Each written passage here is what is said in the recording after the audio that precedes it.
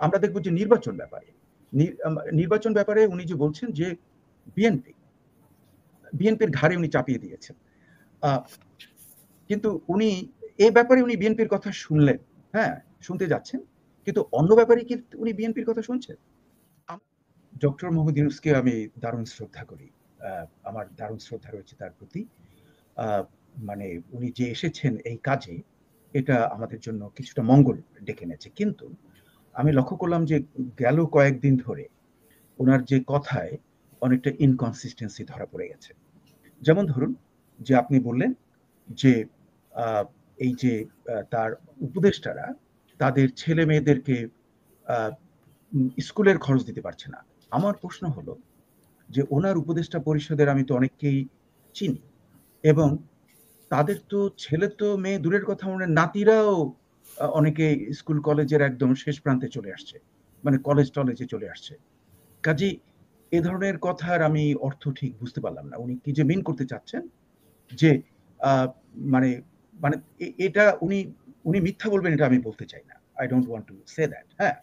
I don't want to put any aspersion on him. কিন্তু উনি যে কথাটা বললেন এর কিন্তু আমি খুব অর্থ খুঁজে পেলাম না। কারণ তার উপদেষ্টা পরিষদের প্রত্যেকের যে বয়স, আমার মনে তারা হয় যে কি নিজেদের গুরুত্ব বাড়ানোর জন্য এটা বলেছেন যে উপদেষ্টারা থাকতে চায় না, তারপরে উনি রেখে দিয়েছিল, কি করবেন? সেটা বলতে পারি না, কিন্তু এদের তরুণী ভার্যা আছে একজন দুজনার আমি জানি। মানে একজনকে সবাই যারা বলে গিরিগিট বলে যাকে, সেই গিরিগিটের কিন্তু খুব তরুণ একটা ওয়াইফ রয়েছে, কাজে তার হয়তো বাচ্চা স্কুলে যেতে পারে, হ্যাঁ। কিন্তু আমি অধিকাংশদেরকে যাদেরকে চিনি তারা কিন্তু নর্মাল নাইস হিউম্যান বিইং এবং ওনাদের কিন্তু নাতি নাতনি থাকার কথা এখন স্কুল বয়সে। কাজেই এই কথার আমি ঠিক অর্থটা বুঝতে পারলাম না। আচ্ছা, এখন আমরা দেখব যে নির্বাচন ব্যাপারে উনি যে বলছেন যে বিএনপির ঘাড়ে উনি চাপিয়ে দিয়েছেন। কিন্তু উনি এই ব্যাপারে উনি বিএনপির কথা শুনলেন, হ্যাঁ, শুনতে যাচ্ছেন। কিন্তু অন্য ব্যাপারে কি উনি বিএনপির কথা শুনছেন? আমার জাস্ট প্রশ্ন। দর্শক মন্ডলী এবং এখানে যারা এক্সপার্ট আছেন, আমার মনে হয় যেন যে এটা লাইক মানে আমরা বলি যে ক্যানটাকে ডাউনওয়ার্ডে ঠেলে ফেলা, হ্যাঁ, এটা বিএনপির ঘাড়ে দেওয়া। এবং বিএনপি কিন্তু সেটা বললো, আপনি বলেছেন যে তার ইন্টারপ্রিটেশনটাকে ভুলভাবে ব্যাখ্যা করা হয়েছে। এটার উদ্দেশ্যটাও আমি কিন্তু আমার কাছে খুব ক্লিয়ার না।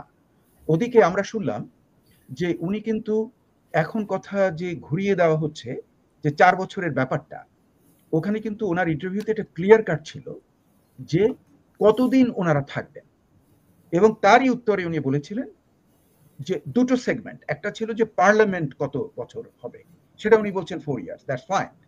কিন্তু পরের সেগমেন্ট যেটা, এটা ক্লিয়ার তার কথায় যে এবং প্রশ্নে যে আপনারা কতদিন থাকবেন, আপনাদের কত সময় লাগবে, আমি প্যারাফ্রেজ করছি। এবং তার উত্তরে উনি বলেছিলেন যে আমরা 4 বছরের কম। That what he said. Parliament হলে তো 4 বছরের কম হয় না। আমরা কি এতই বোকা? পার্লামেন্ট হলো তো 4 বছর, হ্যাঁ। আমরা কতদিন থাকবো? 4 বছরের কম, হ্যাঁ। দুটো প্রশ্নের উত্তর, কিন্তু উনি এখন ওটাকে একটা দিয়ে আর একটাকে বোঝাবার চেষ্টা করছেন। এটা কতটা বিশ্বাসযোগ্য হবে আমার কাছে যথেষ্ট সন্দেহ রয়েছে। মানে ওনার কথা গ্রহণযোগ্য হবে কতটা? আমার যেন মনে হচ্ছে যে একটু তালগোল পাকিয়ে যাচ্ছে। কারণ আমি ওটাকে খুব স্পষ্টভাবে শুনেছি যে দুটো সেগমেন্ট, একটা যে পার্লামেন্ট কতটা টার্ম কতটা হবে, 4 বছর, বুঝতে পারলাম। 4 বছরের টার্ম তো কম আর হতে পারে না। ওটা তো তার সেকেন্ড কোশ্চেনের অ্যান্সার যে আপনি কতদিন থাকতে চান। সেখানে উনি বলছেন যে 4 বছরের কম, তারপরে আরো আমি অ্যাড করব 4 বছর, তার চেয়েও কম হতে পারে, তার চেয়েও কম হতে পারে। আই এম প্যারাফ্রেজিং ওয়ার্ডস, আপনারা কিন্তু ওটা আবার শুনতে পারেন। পার্লামেন্ট তো তা হয় না। পার্লামেন্ট তো হয় না যে 4 বছরের কম, তার চেয়েও কম, তার চেয়েও কম। এটা তো মানে আমরা যেহেতু নির্বাচিত না, আমরা হয়তো 4 বছরের কমে থাকবো, এরকমটাই উনি বোঝানো চায়, আমি যেটা দেখেছি বা শুনেছি আর কি। এটা ক্লিয়ার। কারণ if it is a parliament, উনি তো বলতে পারেন না যে 4 বছরের কম, তার চেয়ে কম, কিংবা তার চেয়েও কম, হ্যাঁ। এটা তো উনি বলতে পারেন না। কাজে উনি এটাকে তালগোল পাকাচ্ছেন, এটা তো বিশ্বাসযোগ্য হচ্ছে না। আমি চাই না যে ডক্টর মোহাম্মদ ইউনূসের মতো এত একজন আমাদের শ্রদ্ধেয় ব্যক্তি শেষ পর্যন্ত মানে তা কতবার উনি মিথ্যা বলেন এরকম যদি এখন ওনার যারা নিন্দুক তারা যদি একটা লিস্ট করা শুরু করেন, তাহলে তো সেটা তো আমাদের দেশের জন্য মঙ্গল নয়। এজন্য আমি বলবো যে উনি খুব সাবধানে যাতে কথা বলেন।